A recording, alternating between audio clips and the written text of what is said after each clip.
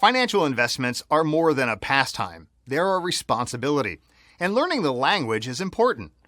Hi, Ron here again, and today we'll begin to talk about margin and leverage because those are the most crucial concepts to understand.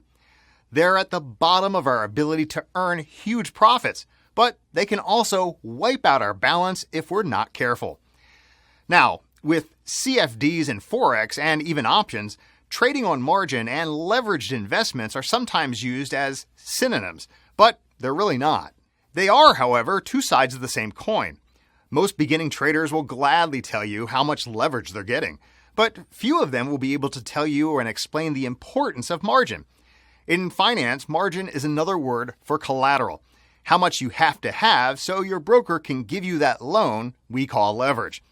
A bank won't give you a loan for a house unless you mortgage it to him. He gets the house if you can't pay back the loan. When you trade on margin, you're borrowing money to trade, and the margin is the money you must have to cover potential losses. It's like the margin around a page. It's the safety zone, so if the page gets cut, you won't lose any of the text. Margin is expressed as a percentage of the total investment. And so for a $10,000 investment with a 1% margin, your personal stake would be $100. Notice that margin requirements on different assets and/or asset classes may differ.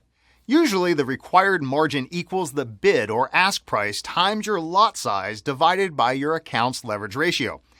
And so for a one-lot position on the Euro USD, let's say it's at 1.2478. The margin level is 1%, and the required margin will be $124.78. Now let's get back to leverage. That's the level your broker will increase your investment by. Leverage is expressed as a ratio such as 50 to 1, 100 to 400 to 1, and so on. For every dollar you put up, the broker loans you $50, $100, or $400. If you open a position and you get 100 to 1 leverage for every dollar you invest, your broker invests 100 and your profit or loss is also multiplied by 100. Now, let's open a one-lot position on the Euro USD when the value of the pair equals 1.2478. That would normally require an investment of $12,478, but we're getting 200 to 1 leverage, so our personal investment is $62. The other $12,416 are provided by the broker. Okay, before we opened the position, we had $1,000 in our account.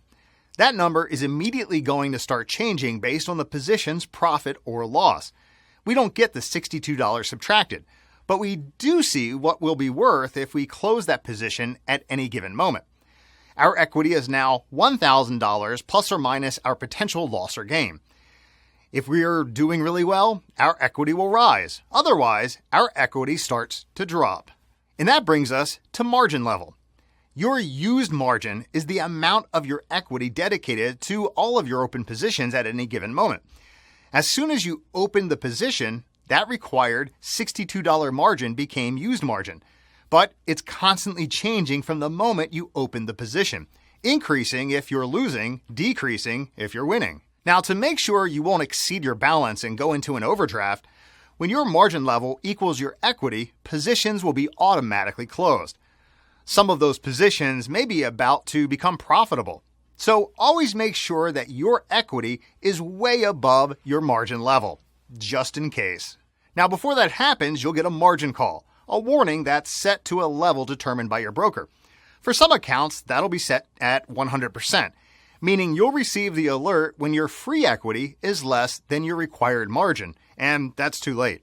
Or the alert will be executed at 30% free equity to required margin. That's ample warning. Either way, be aware of your leverage and an asset's margin requirements.